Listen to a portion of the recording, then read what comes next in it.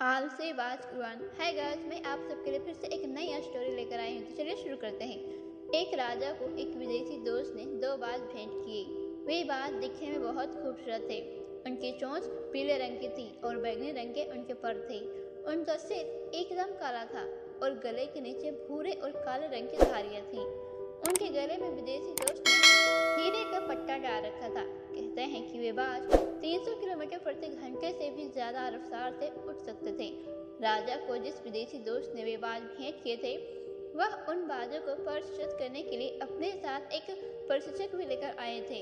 लेकिन राजा को किसी विदेशी प्रशिक्षक से अपना काम कराना ठीक नहीं लगा। उन्होंने उस विदेशी प्रशिक्षक को ढेर सारे कपड़े और आभूषण देकर वापस उसे उसके देश भेज दिया।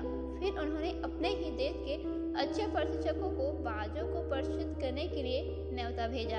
इसके साथ ही राजा ने अपने दोनों बाजों के लिए एक बहुत ही खूबसूरत पेड़ तैयार करवाया, जो एकदम असली पेड़ जैसा दिखता था। दोनों बाज उसी पेड़ की एक शाखा पर बैठे रहते थे। कुछ ही दिन में बाजों के प्रशिक्षक के लिए ढेर सारे प्रशिक्षक दूर दूर से आ गए। एक एक करके सबने बाजों को प्रशिक्षित करना शुरू किया। दोनों बाज कुछ ही दिनों में पूरी तरह से प्रशिक्षित हो गए और राजा के इशारों को समझने लगे। वे दोनों राजा के इशारों के मुताबिक ही चलते, लेकिन उनमें से एक बाज हमेशा पेड़ की शाखा से चिपका रहता था। जब राजा बाजों को उड़ने और अपनी रफ्तार दिखाने के लिए इशारा करता तो एक ही बाज उड़ता, दूसरा अपनी शाखा छोड़ता ही नहीं। राजा ने देश के सारे प्रशिक्षकों को आजमा लिया, लेकिन कोई भी उस बाज को उड़ाने में कामयाब नहीं हो पाया। हार कर राजा ने उस विदेशी प्रशिक्षक से आग्रह किया कि वह दोबारा आकर बाज को उड़ने के लिए प्रशिक्षित करे।